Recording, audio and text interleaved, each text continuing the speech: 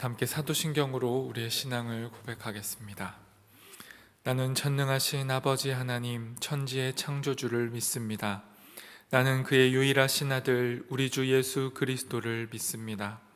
그는 성령으로 잉태되어 동정녀 마리아에게서 나시고 본디오 빌라도에게 고난을 받아 십자가에 못 박혀 죽으시고 장사된 지 사흘 만에 죽은 자 가운데서 다시 살아나셨으며 하늘에 오르시어 전능하신 아버지 하나님 우편에 앉아 계시다가 거기로부터 살아있는 자와 죽은 자를 심판하러 오십니다. 나는 성령을 믿으며 거룩한 공교회와 성도의 교제와 죄를 용서받는 것과 몸의 부활과 영생을 믿습니다. 아멘. 함께 찬송가 136장으로 우리 주님을 찬양하겠습니다.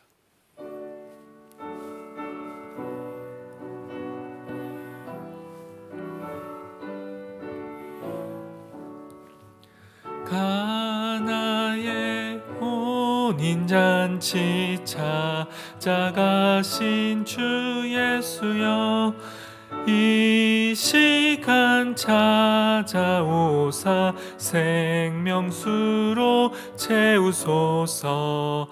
하늘 문을 여시고 은혜 내려 주소서. 오 주여 넘치도록 가득 채워 주옵소서.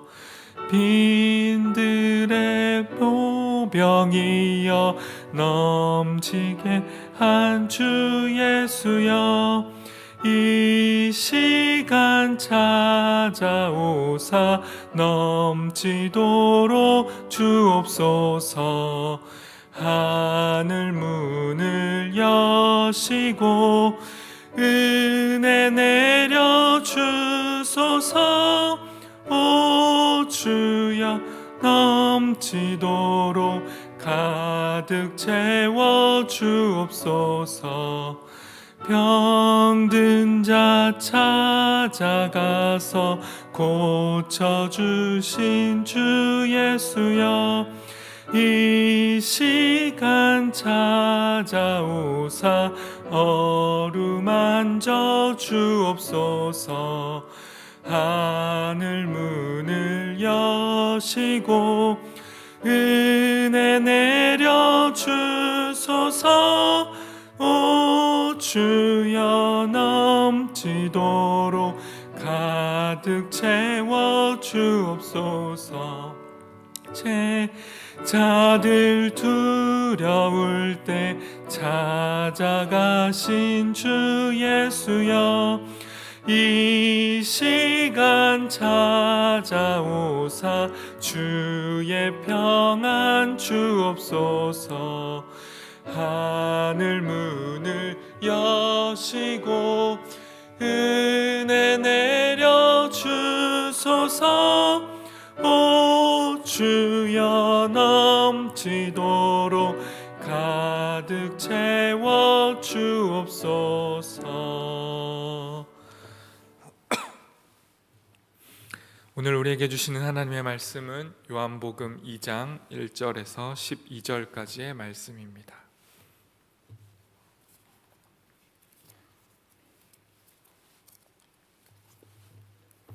신약성경 요한복음 2장 1절에서 12절까지 신약 143쪽에 있습니다.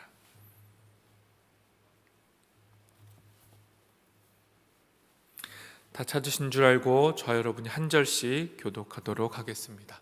제가 먼저 하나님의 말씀을 읽습니다. 사흘째 되던 날 갈릴리 가나에 혼례가 있어 예수의 어머니도 거기 계시고 포도주가 떨어진지라 예수의 어머니가 예수에게 이르되 저들에게 포도주가 없다 하니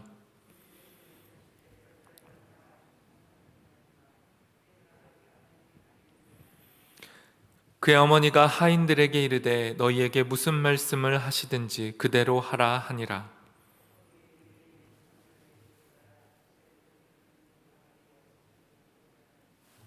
예수께서 그들에게 이르시되 항아리에 물을 채우라 하신즉 아기까지 채우니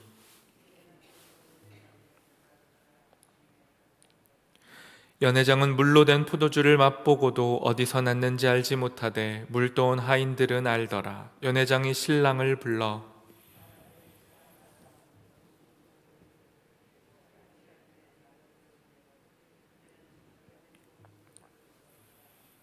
예수께서 이 첫 표적을 갈릴리 가나에서 행하여 그의 영광을 나타내심에 제자들이 그를 믿으니라.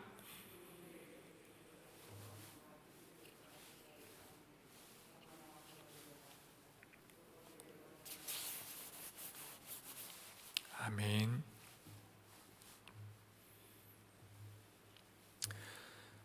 오늘의 본문 말씀인 물이 포도주로 바뀌는 이 놀라운 기적은 성경에서 매우 다양하게 해석되고 또 너무도 유명한 기적 중에 하나입니다. 이 기적을 향해서 한 시인이 이렇게 해석을 했습니다. 유명한 표현이기도 한데요. 물이 그 주인을 만나니 얼굴을 붉히더라. 물이 포도주로 바뀐 장면을 물이 자신을 창조하신 하나님을 만나니 수줍은 듯이 그 색깔이 붉어졌다라고 정말 시인답게 표현을 해낸 것입니다. 그런데 정말로 물이 포도주로 바뀐 이 사건은 예수님이야말로 창조주 하나님이심을 우리에게 보여주는 사건입니다. 물을 변하여 포도주가 되게 하신 창조주 하나님이 바로 요한복음이 증거하고자 하는 예수님의 본 모습입니다. 그래서 요한복음은 시작할 때부터 선포합니다. 예수님은 말씀이시며 이 말씀은 태초부터 계신 하나님이시라고 선포합니다. 예수님은 창조주 하나님이시다라고 선포하며 시작된 이 요한복음은 그 선포의 증거들, 왜 예수님이 하나님이시고 창조주이신지를 7개의 표적들을 통해서 입증해 가기 시작합니다. 그런데 여기서 말하는 표적이라 함은 보통의 기적들과는 조금 다른 의미를 갖습니다. 예수님이 진정으로 하나님의 아들이시라는 표징, 증거, 그것이 바로 표적인 것이죠. 여기에 등장하는 가나의 혼인잔치의 기적도 다른 복음서에서는 등장하지 않는 표적 중에 하나입니다. 11절 말씀을 먼저 제가 읽겠습니다. 예수께서 이 첫 표적을 갈릴리 가나에서 행하여 그의 영광을 나타내심에 제자들이 그를 믿으니라. 요한복음에 등장하는 이 첫 번째로 등장하는 이 표적, 물이 포도주로 바뀌는 이 표적은 구체적인 목적을 가지고 있습니다. 그것은 바로 하나님의 영광을 드러내는 것이며 동시에 예수님을 믿지 못했던 자들이 예수님을 하나님의 아들로 깨닫고 믿게 하는 것, 이것이 표적의 의미이자 목적입니다. 그러니 오늘 가나의 혼인잔치에서 일어나는 이 표적은 예수님이 누구신지를 알지 못하고 예수님을 믿지 못했던 이들에게 진실로 예수님이 누구이신지를 보여주는 사건인 것입니다. 오늘의 말씀은 가나, 즉 나사렛에서 가까운 동네에서 일어난 사건입니다. 1절과 2절 말씀을 제가 읽겠습니다. 사흘째 되던 날 갈릴리 가나에 혼례가 있어 예수의 어머니도 거기 계시고 예수와 그의 제자들도 혼례의 청함을 받았더니. 가나라는 지역이 갈릴리 가나라는 지역이 나사렛에서 그리 멀지 않은 동네입니다. 약 13km 정도 떨어진 곳이라고 하는데요. 이곳에서 결혼식이 열렸고 여기에 먼저 예수님의 어머니인 마리아가 초대를 받았습니다. 그리고 예수님과 그의 제자들도 청함을 받게 된 것입니다. 혹자는 이 혼인잔치가 예수님의 친척의 혼인잔치라고도 묘사를 합니다. 어쨌든 예수님은 이 잔치에 초대를 받으셨고 이 자리에 찾아가셨는데 심각한 문제가 한 가지 발생합니다.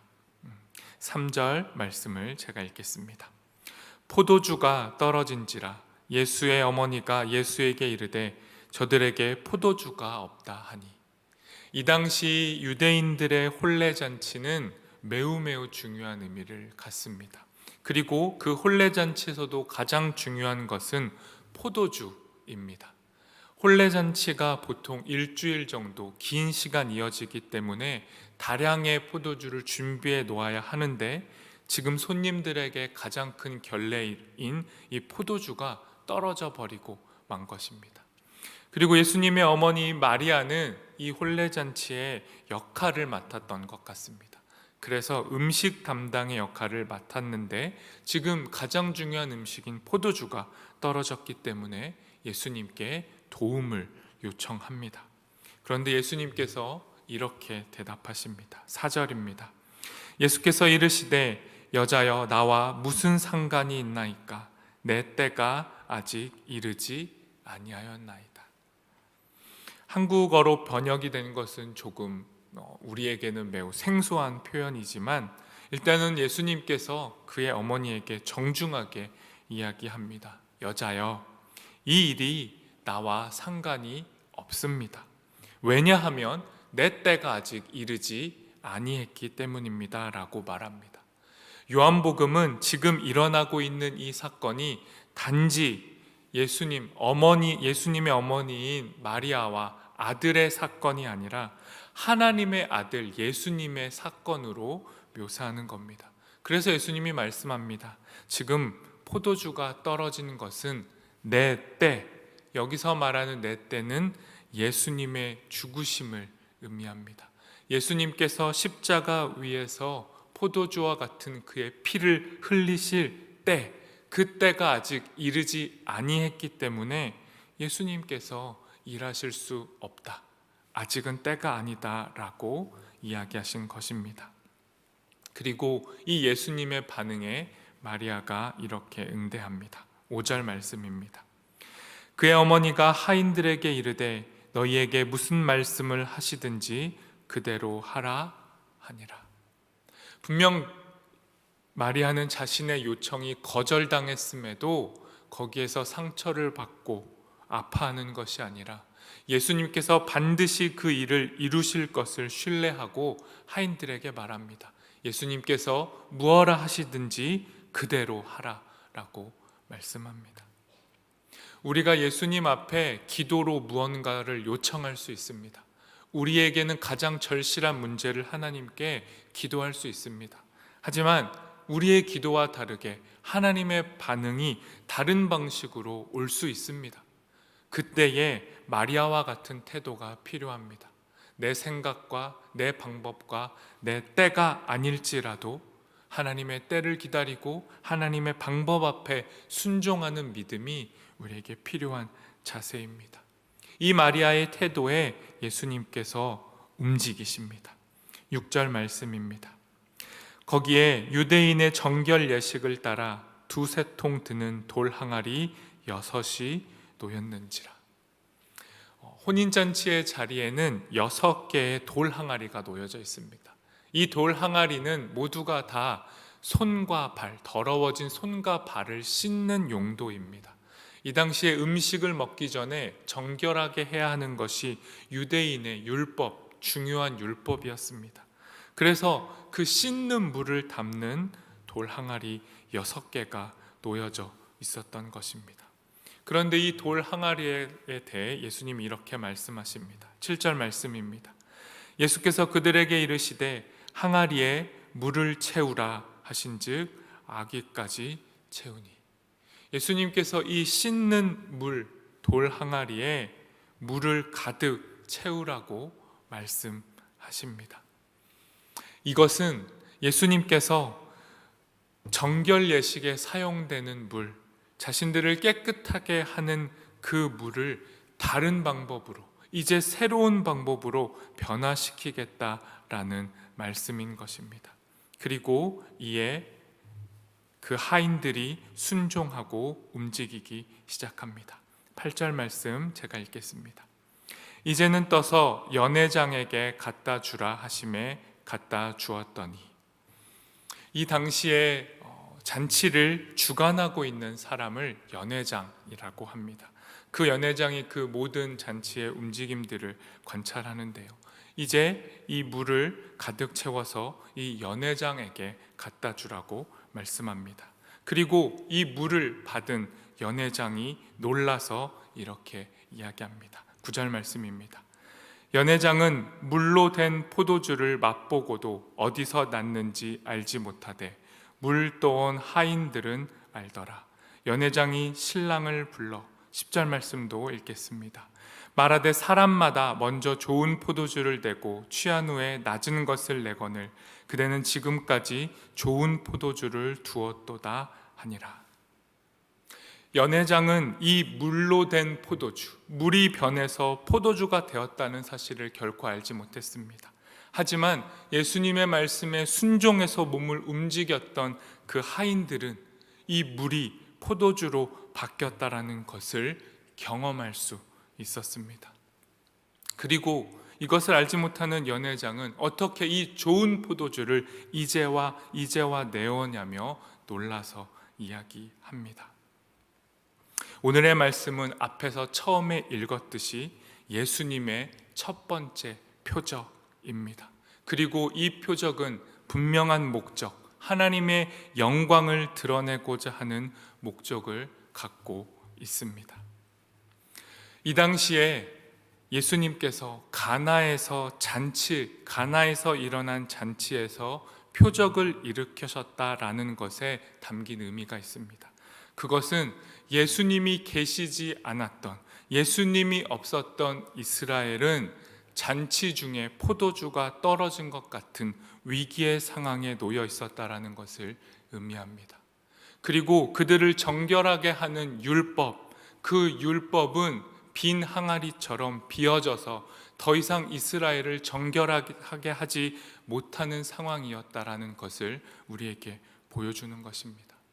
이 같은 위기의 상황 속에서 예수님께서는 물을 포도주로 바꾸십니다. 그리고 자신의 몸을 포도주로 바꾸셔서 이스라엘에게 흘려 보내십니다. 물 항아리는 이스라엘을 깨끗하게 하지 못했지만 예수님의 피인 포도주는 이스라엘을 정결하게 하고 구원해 낸다라는 것을 오늘의 표적은 우리에게 보여줍니다. 그리고 오늘의 말씀은 또한 우리에게 말씀합니다.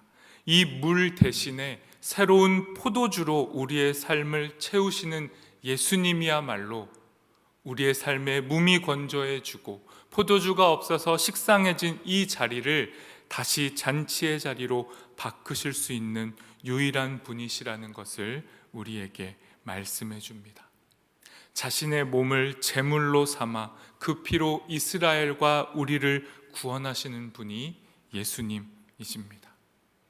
포도주가 없어서 기쁨을 잃고 위기에 놓인 자리가 예수님의 표적으로 인해 기쁨의 잔치의 자리로 바뀌듯이 돌 항아리 6개를 채우고도 남는 충분한 예수님의 은혜가, 그 충만한 예수님의 은혜가 우리의 삶의 자리를 잔치의 자리로 변화시킬 수 있는 것입니다. 혹 우리의 삶의 잔치가 멈춰진 것 같은 위기가 있다면 그 위기의 자리에 예수님은 변함없이 찾아오십니다. 그리고 그 생기를 잃은 우리의 자리를 예수님은 생명과 기쁨의 자리로 변화시키십니다. 그러니 예수님이 없는 우리의 인생, 포도주 없는 잔치처럼 몸이 건조한 우리의 인생이 예수님으로 인해 변화를 맞이할 수 있도록 오늘 우리도 예수님을 다시 우리의 삶으로 초대하고 그 예수님으로 인해서 기쁨을 누릴 수 있었으면 좋겠습니다. 진정 새로운 기쁨으로 충만한 삶을 원한다면 우리의 선택은 단순합니다. 예수님을 따르는 자가 되는 겁니다. 예수님의 뜻이 우리의 삶에 이루어지기를 간구하는 것입니다. 단지 나의 삶을 채우는 기도로만 가득 채우는 것이 아니라 내 뜻을 이루기 위한 기도로 내 항아리를 채우는 것이 아니라 하나님의 뜻이 이루어지기를 간구할 때 우리의 삶은 물에서 포도주로 변화될 것입니다. 이 시간 함께 기도하도록 하겠습니다. 시간 말씀을 기억하며 기도하실 때 우리의 기도는 어떠한지 점검했으면 좋겠습니다.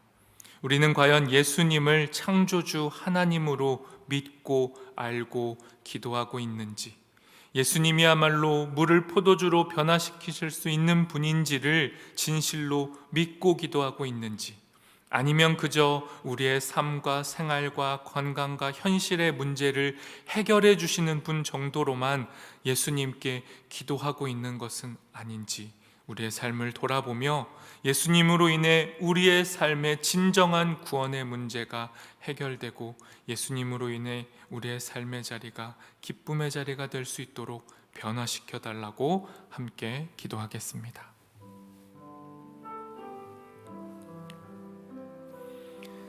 하나님 말씀으로 우리의 삶에 찾아오시니 감사합니다. 주님이 우리에게 표적을 일으키셨습니다. 주님이 누구이신지를 우리에게 보여주셨습니다. 주님은 진실로 하나님이시고 창조주이시며 우리의 삶에 진정한 변화를 가져오시는 분이심을 고백합니다. 잔치자리에 포도주가 떨어져 위기를 맞은 이스라엘처럼 우리의 삶에도 위기가 있다면, 우리의 삶에도 주님이 계시지 않아서 몸이 건조해지고 슬픔으로 가득 찬 상황이 있다면, 주님 오늘 우리의 삶의 자리에 오셔서 우리의 삶을 변화시켜 주십시오. 물을 포도주로 바꾸듯이 우리의 삶을 주님 깨끗게 하시고 온전히 채워주시옵소서. 그렇게 주님을 진실로 고백하고 우리의 기도와 다를지라도 믿음으로 포기하지 않고 순종하며 기도했던 마리아처럼 우리의 기도를 놓지 않을 때 우리의 삶을 끝까지 지키시고 인도하여 주시옵소서. 주님이 이루실 일을 기대합니다. 우리의 삶에 주께서 이루실 일을 오늘도 간구하오니 오셔서 새 일을 행하여 주시옵소서.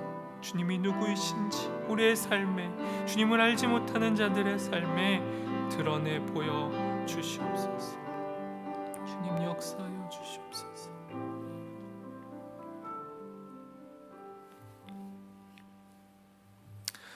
주님 오늘도 우리의 삶에 찾아와 주시옵소서. 주님이 없어서 식상해지고 몸이 건조해지고 아무 의미 없는 우리의 삶의 자리에 주님 찾아오셔서 물을 포도주로 바꾸듯이 우리의 삶을 변화시켜 주시옵소서. 우리의 기도가 때로는 우리의 생각, 우리의 뜻대로 이루어지지 않을지라도 마리아처럼 끝까지 인내하고 기다리며 순종하며 주님의 뜻을 이루어 달라고 기도하는 우리 모두가 될 수 있도록 인도하여 주시옵소서.